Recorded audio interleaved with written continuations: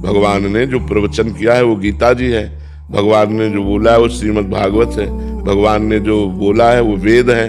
तो शास्त्र का स्वाध्याय और संतों की वाणी यही भगवान का आदेश है। हम उसको अपने जीवन में उतारें तो हम आगे बढ़ सकते हैं। नहीं भगवान से डायरेक्ट तुम थोड़ी प्रश्न उत्तर कर सकते हो। ऐसे गीता जी नहीं समझ सकती बिना संत की कृपा के।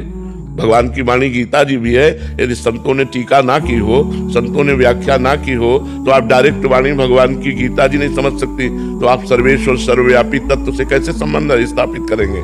इसके लिए वो साक्षात परब्रह्म परमात्मा गुरुदेव के रूप में, संतों के रूप में अपनी वाणी के द्वारा हमारे संशयों का नाश करके भगवत निष्ठा प्रकट करते हैं। तो हमको जो भगवान सर्वसाक्षी है वही गुरु रूप में है, गुरुदेव का वर्ण करना चाहिए और उनकी आज्ञा के अनुसार चलना चाहिए।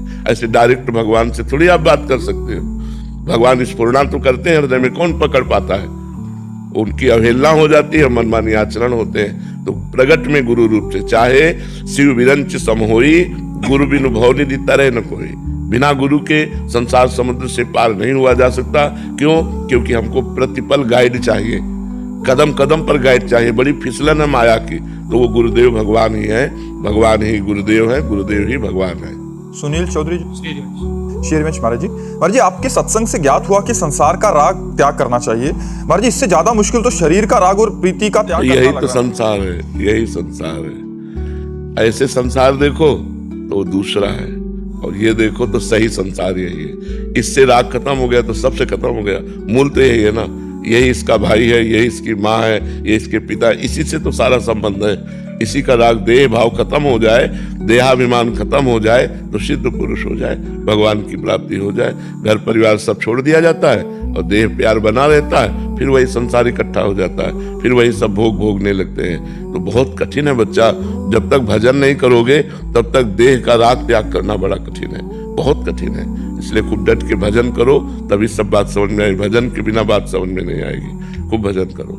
दीप कला जी, श्री हरिवंश महाराज जी, महाराज जी आप जी कहते हैं कि भोजन सरस होगा तो भजन निरस होगा, तो महाराज जी लाडली जी को निरस भोजन तो नहीं पवा सकते महाराज जी? तो हम कह रहे लाडली जी को अच्छा अच्छा पवाओ, और इसके बाद जो प्रसाद है थोड़ा तुम ले लो, औरों को पवा दो, तुम रोटी दाल पाओ। रोज हलवा पूरी गुलाब जामुन बर्फी खा के देख लो।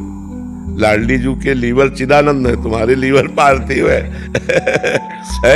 वो तो 56 भोग पाके वहां कोई फर्क थोड़ी पड़ता है, अपने फर्क पड़ जाएगा, अपने पड़ जाएगा। आप पाओ रोज ठाकुर जी का भोग लगा करके, खूब हलवा पूरी अच्छे अच्छे पदार्थ। 10 दिन बाद बताओ आपके भाव क्या है।